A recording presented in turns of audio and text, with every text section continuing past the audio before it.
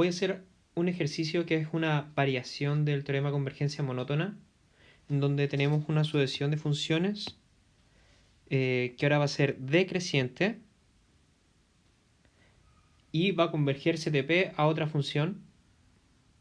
Vamos a tener todas las funciones medibles, pero la gran diferencia con el teorema de convergencia monótona, además del decrecimiento, es que vamos a pedir que f1 sea integrable, ¿sí? De modo que al final vamos a poder intercambiar la integral con el límite de integración. Entonces, recapitulando, tenemos una sucesión de funciones, una sucesión decreciente de funciones medibles, las cuales convergen CTP a otra función. Si tenemos que el primer miembro es integrable, entonces tenemos intercambio de límite con integral. Recordemos que el teorema de convergencia monótona nos pide simplemente, pongamos Gn, para no causar confusión, positivas, y si teníamos esto que era creciente, entonces había de inmediato un intercambio del límite con la integral. Existen numerosos ejemplos en los cuales esto no ocurre para decrecientes, por eso tenemos que añadir la condición. Un ejemplo común de esta anomalía, por así decirlo, es si consideramos, por ejemplo, pongamos ejemplo, donde si consideramos la sucesión, pongamos Gn, pongamos Hn de nuevo para no confundir, Hn de R en 0 más infinito, en donde las Hn van a ser iguales a la característica de n y más infinito. Entonces, como podemos ver, esta sucesión Hn converge a 0 CTP y la integral de cada Hn, bueno, estamos mediales veje, va a ser infinito. ¿Sí? Acá las funciones, estas funciones tienen un gráfico, ¿no es cierto? Son puras cajitas que se van de esta manera hacia el infinito, hacia la derecha. Entonces tiene mucho sentido de que al final del camino van a converger hacia cero. Ya. Sin embargo, podemos ver de que la integral del límite de las Hn a d lambda va a ser la integral de 0 porque converge a 0 CTP y esto va a ser igual a 0. Entonces claramente el límite de la integral de las Hn de lambda va a ser distinto de la integral del límite de las Hn. Por lo tanto, convergencia monótona no ocurre en decrecientes. Sin embargo, lo bacán de este ejercicio es que ofrecemos, a ver aquí, ahí estamos, ofrecemos una hipótesis extra en donde sí tenemos que podemos intercambiar la integral con el límite, en donde la condición extra va a ser nuevamente, reiterando, es pedirle la integrabilidad al primer miembro, aunque en realidad, si ya lo están intuyendo, con cualquier miembro que sea integrable, ya podemos hacer este intercambio. Ahora vamos al ejercicio. Entonces la estrategia acá va a ser llevar esto al teorema de convergencia monótona de algún modo. Si observamos bien, tenemos decreciente y hay una manera de transformar una sucesión decreciente en creciente, la cual es bastante simple, o sea, fn decreciente implica menos fn creciente,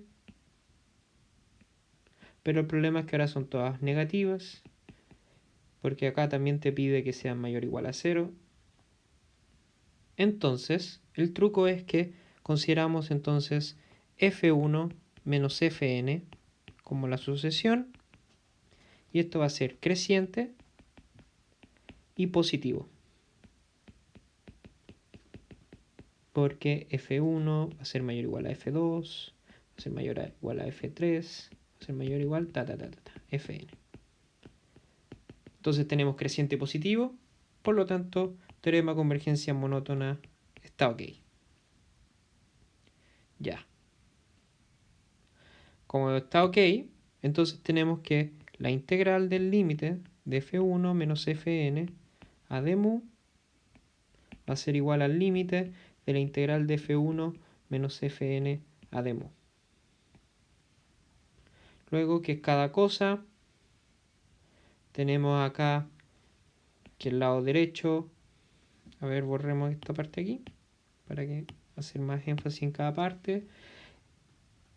Esta parte aquí podemos dividir el límite, perdón, la integral. Entonces tenemos límite integral de f1 de mu menos integral de fn de mu. Al lado izquierdo tenemos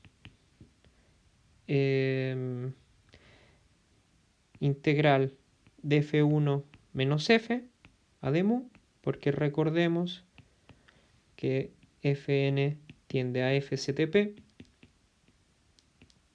Ahí está. Y bueno, entonces tenemos que... Sabemos que este límite de acá existe. Y estos son números finitos porque la integral de f1 es finita. La integral de f también va a ser finita. Esto puede quedar como ejercicio, pero es muy claro debido a que la sucesión es decreciente y la f1 es integrable. También tenemos que esta va a ser algo finito. Tenemos acá algo finito y por lo tanto, como sabemos que el límite de este de acá existe y sabemos que el límite de esto de acá también existe, porque es algo finito, porque todo esto de acá, entonces tenemos que este límite existe. Pongamos existe. Y luego entonces el límite de fn de mu existe. Y podemos hacer todas las separaciones que queremos en esta parte de acá. Por lo tanto llegamos a que la integral, pongámoslo en amarillo, la integral de f1 de mu menos la integral de f de mu va a ser igual al límite de la integral de f1 de mu menos el límite de la integral de fn de mu. Y ahora restando todo esto, restando en realidad, esto de acá va a ser igual a la integral de f1 de mu porque es una sucesión constante. Entonces lo que podemos hacer ahora es cancelar esto y cancelar los negativos.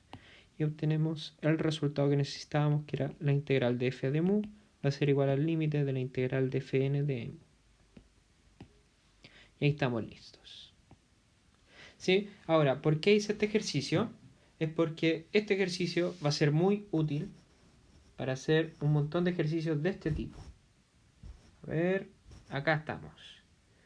Este tipo de ejercicio va a ser muy fácil de hacer con el ejercicio que acabamos de hacer, porque podemos notar que existen algunas sucesiones decrecientes aquí y ahí, y entonces lo único que necesitamos para, como no podemos usar teorema de convergencia monótona, podemos en realidad usar otro ejercicio que es este de aquí, en donde tenemos sucesiones decrecientes y podemos usar esta variación del teorema de convergencia monótona para resolver este ejercicio. Bueno, nos vemos en el próximo video.